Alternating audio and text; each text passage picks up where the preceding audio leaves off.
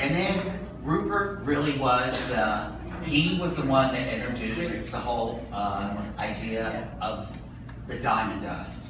And I don't know if you're all really familiar with the diamond dust, but a lot of artists have picked that up and stolen it. Yeah, Damien Hirst, like Everybody. diamond dust. Russell Young, you name it. They're all doing the diamond dust. Yeah, but it was. But this we guy, brought it to Warhol. well, actually Rupert did, and it came from a sign painter that Rupert worked with, and they would do for the Florida roads, and his name was Willie McCain.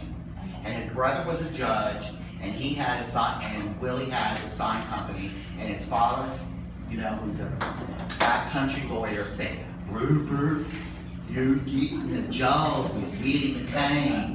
And Rupert's like, you know, poor little Rupert. He was such a femme fatale. And he had to go work with this big old redneck in Fort Pierce doing the Willie McCain. But sure enough, Willie liked the diamond dust because he put it in the Florida road signs. Because you know, in Florida, we got a lot of rain here. And what makes all that reflection and everything in the road signs is the diamond dust. So all that stuff was mixed in. And then Rupert just, you know, really went on. Really loved that stuff. I mean, He used it in his own personal work before he started working for Warhol. And then he gave it to Warhol. yeah, he was really impressed with the chips. Where this one, she's impressed with the carrots.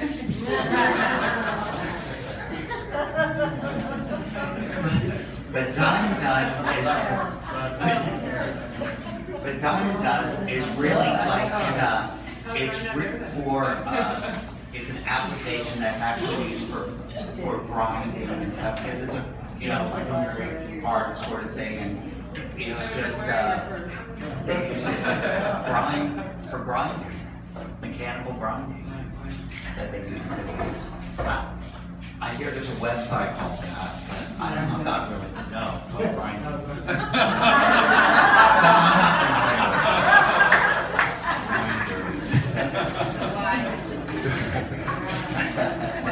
Anybody have any questions that they'd like us to talk about?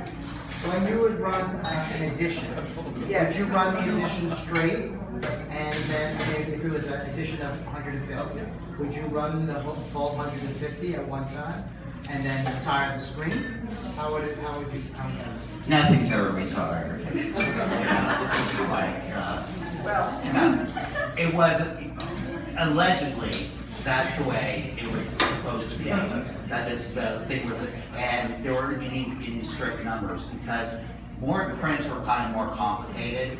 So if we knew that this one's gonna have a lot of diamond dust and a lot of, gloss inks or something, we would run maybe from like a prints, like an edition size of 150, we would maybe do maybe 250, only because there could be so many mistakes. And then you usually have a small amount of printers proofs or artist proofs also, which are essentially the same, exactly the same. So then you would just addition the ones that made the cut. Right, that was perfect, that was perfect. But then sometimes Warhol would recycle a lot of his classic ideas. In the early 80s, he did retrospective series. And on those paintings, he had the car crash, he had the Maryland, he had a lot of those pieces. And so, not that we use the same screens that we used all those years before, but by keeping that plastic material, the acetate that we showed you, then essentially you could remake a screen exactly the same from that, each and every time. How did you get the copyrights to this, and then how are they signed? There are no, that's a great question.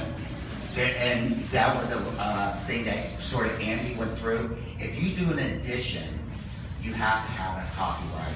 We did the Cowboys and Indians, and there was John Wayne in the Cowboys and Indians series. John Wayne's estate hated Andy Warhol. They hated, anything about Andy Warhol. They hated his art. They said, absolutely not. We won't give you permission to use it and to do it. So what they had to do was we had to make each print individualized, so that you just kind of got around the whole thing where each print is different, they're not all the same. Because otherwise, I mean, because, I guess that's the way they got around it. So in terms of the paintings on canvas, these are all one of a kinds that are on here. Because none of this is like our photography. You know, this is all somebody else's photography. If we were to do an edition of this, we would be in deep kimchi. But if it's unique, it's different, there's different set of rules. That's what I meant, is the Warhol copyright. His style. Excuse me? Signing his Warhol's copyright.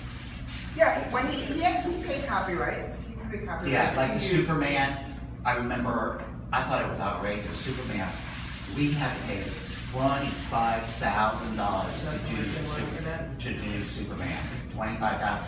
Mickey Mouse, the Disney thing, oh my God, I think that was like 35,000. Really, it But was a Mickey very Mouse print expensive. now sells for about over $300,000. I That's think the Erica was That's the asking print. though, if you need to have a copyright to do something in the style of Warhol. No. I think that's what she's I asking. mean, Oh, you're asking that? His Yeah. method isn't copyright. Oh honey, where have you been?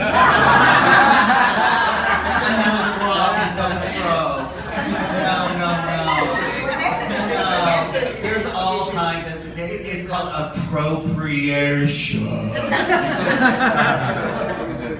Nothing about the method is trademarked, if that's what you. Yeah. That's what I'm doing. Yeah. And all you would have to do is change something very, very slightly. But Michael's saying that, for example, the portraits of Malala that we did, because they're all different, we didn't do an edition of them, then we don't have a problem with using somebody else's photograph for that. Are you working with the Warhol estate to do these? You've been involved for so long. Well, Warhol's estate is really taking a back seat over the past 5 years. I think it's about 5 years. Warhol's dead since 19, or so he's dead 30 years now.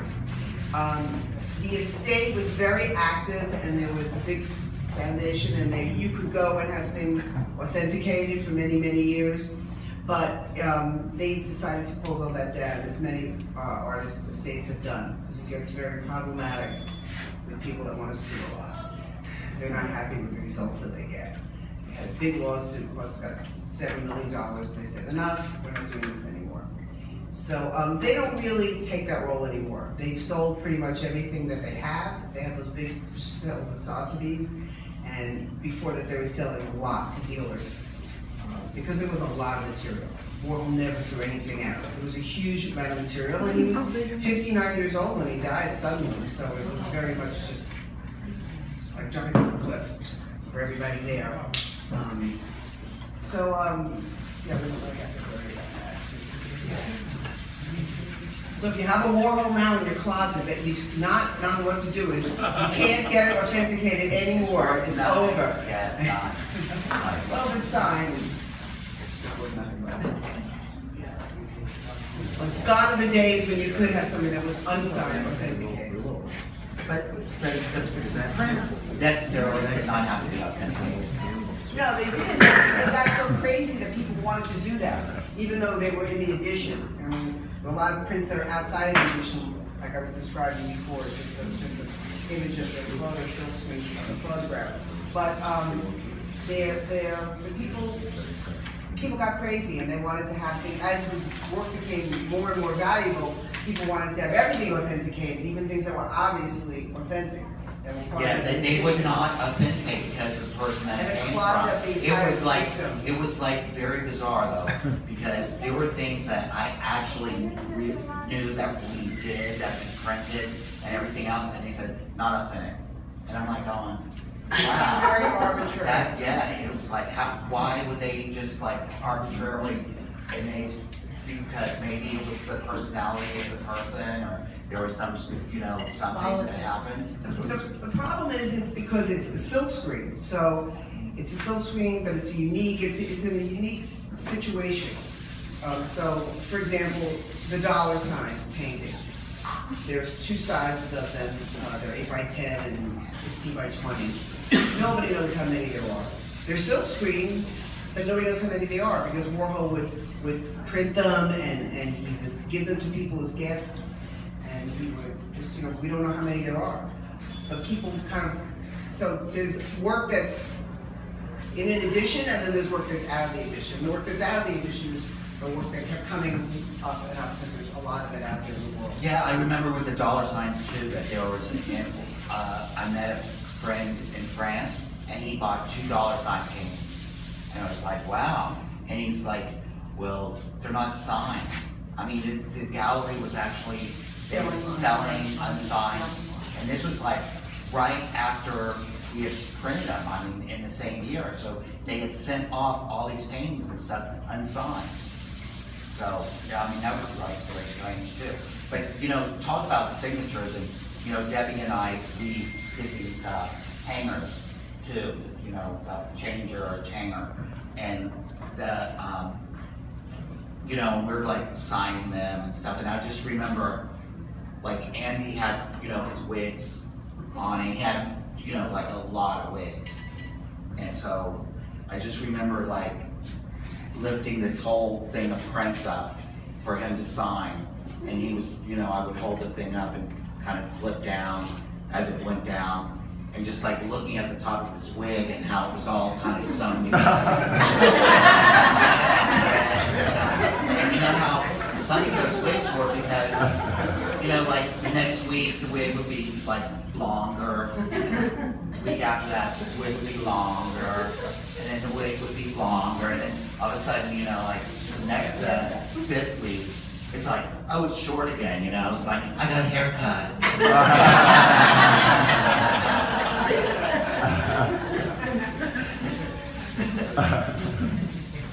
Any other questions?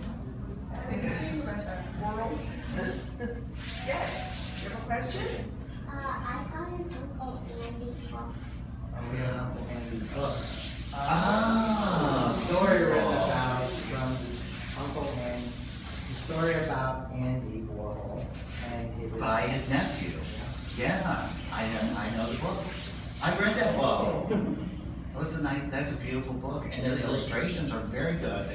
Yeah, his nephew was very good, and his brother was actually doing these like Warhol type, things. I think he was doing some bean cans or something like that, at one time, wasn't he? Yeah, I think so. Yeah, You yeah. know that And he he's didn't there. know, the family was like, he liked the Well, he mother, was very dedicated to his mother. His mother lived but the with him. brothers, he wasn't, they were like off in, Pittsburgh. Right? So can you give the audience an idea, like if Andy had done this size screen print and signed it, what it would be worth today? Well, I mean, It depends on the It's image. on the image. It really depends. on Really, the and you know what, some Say a things like, Maryland, say a Maryland. oh, say it. Well, that's millions of dollars, that's like upwards of. It's this really no different than any other artist. There's always iconic periods and iconic pieces and iconic imagery for every artist. And there's always going to be work that's going to be more and more sought after, and then there's going to be work that's going to go in price with the flow of his general market, but not going to be skyrocketed up there. Yeah, but like, we've been talking on a lot, because they were like, these prints did nothing, these space groups. I mean, you could get a space group. That's for- true. That was one of the first. Yeah, one of the first ones. Series we did. Yeah. And they did nothing, and they were just like one of these sort of self-published things, the Self-published before Vandies and stuff. And they were like they were sweet and everything, but they was really boring, and, and nobody was like so interested in them. And nobody ever wanted them. And now, would you say it's It's big? about 25,000 a piece. That's pretty much Yeah, the low and they're end. small, and they're small prints, for.